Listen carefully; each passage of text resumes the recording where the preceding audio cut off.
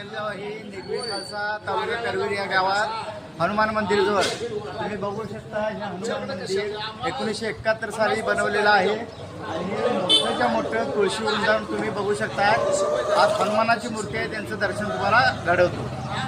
तुम्ही बघू शकता हा मोठाच्या मोठा मंदिराचा हॉल आहे आणि इकडे तुम्ही बघू शकता या गावचा सप्ताह सुद्धा आता चालू आहे. बघा मित्रांनो, हे हनुमानाची मूर्ती 150 ते 200 वर्षापूर्वीची आहे. अहिर रावण राक्षसाला पायाखाली घेतलेली मूर्ती ही आहे.